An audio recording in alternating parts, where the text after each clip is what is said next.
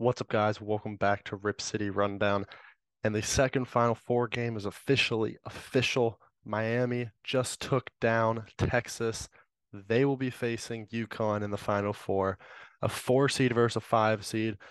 And when you look at the other Final Four matchup, it's two mid-majors. In the grand scheme of things, so-called small name schools. Well, these are two of the biggest name schools, biggest brands in all of college sports. UConn, Miami, and the two teams are insanely talented. Even though they're 4 and 5 seeds, the talent level of these teams are of 2 and 3 seeds.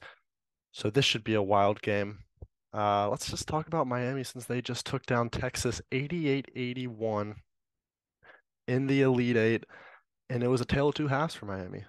They were outscored by 8 in the first half, were down by, I want to say, probably as much as 15 in this game. But they kept battling and they end up winning this game by 7. And it's another offensive masterclass from this Miami team. Jordan Miller. I have to give a shout out to Jordan Miller. He averages 15 points per game. He's probably the second, third, on some nights even the fourth best player on this team. He puts up 27 points. 7 of 7 from the field, 13 of 13 from the free throw line. A perfect night from him. Can't believe he got to the line that much, but that's not just a ref thing, that's a skill thing. Isaiah Wong ended with 14. He struggled for most of the night, but still ended with 14 points. Nigel Pack 15, Pompler 16, O'Meara 11, all starting five in double digits. It was a real team effort win from Miami. They did it while only making 2 threes, but that's because they were able to get to the line. 28 of 32 from the free throw line. If you can get to the line in March, slow down the game, get free points, that's a good recipe for winning. And they held some of Texas's best players in check. They held Marcus Carr to 6-15 shooting, Tyrese Hunter 4 of 11 shooting, a combined 4 of 14 from three. Texas did or were missing Dylan DeSue, so that was a pretty big loss for them. But overall, Miami still deserves this. I mean, 88-81. I think I said Miami was going to win in my preview of this game.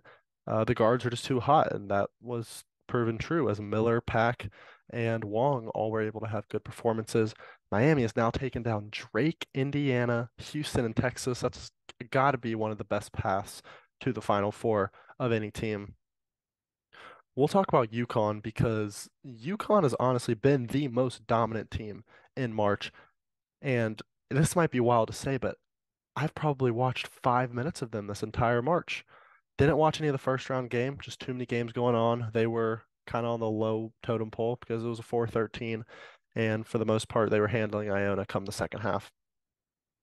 Then their next game against St. Mary's, other games were going on. It was just low on my list of what I wanted to watch. Nothing against it. And then they ended up by the time it was the other games were over and I wanted to watch that game, it was kind of out of reach.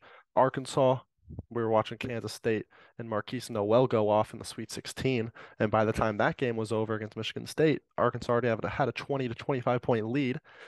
And then the Gonzaga game, they end up winning by 30. So this UConn team is absolutely peaking at the right time, and I don't know what they do wrong.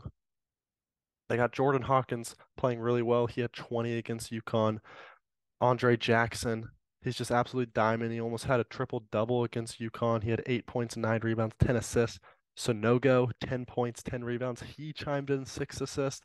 They're passing the ball well. They had 21 assists against Gonzaga, and they're playing good defense at the end of the day. They held this Gonzaga offense to only 54 points. That is insanely impressive. And I said Drew Timme was going to struggle because he finally had to go up against someone like Sonogo, and he did. Only had 12 points, 5 of 14 shooting. Strother, 0 of 6 from three. UConn is playing really, really good basketball right now, but so is Miami. So that makes this pick so hard. I don't have a spread yet. The other game is or is San Diego State by 2 right now. I've got to think UConn is the slight favorite by a couple points, but it could honestly be either way. I think Sonogo versus O'Meara will be a really good matchup, and it's just going to come down to the guards. Who's gonna prevail? Is it going to be the trio of guards for Miami, Pack, Wong, and Miller, or is it going to be Andre Jackson and Jordan Hawkins for UConn? What pick am I going to go with? I think I'm going to go. I think the popular pick is going to be UConn, but Miami just has that swag right now, and they are giving me UNC from last year vibes. The guards are just playing too well, and when your guards are hot, they're hot. Give me Miami to, and I would say upset UConn, move on to the national championship where I think they'll play San Diego State. That'll be an interesting, interesting 5 seed versus 5 seed matchup. But I think, in all seriousness, I think this game could go either way. It could easily be a UConn win. It could easily be a UConn or a Miami win. I think this is going to be a really good game. I think both of these games will be really good. Um, but I do think Miami ends up winning this one in a high scoring affair. I think we're going to see high 70s in this one. But give me Miami to beat UConn and move on to the national championship.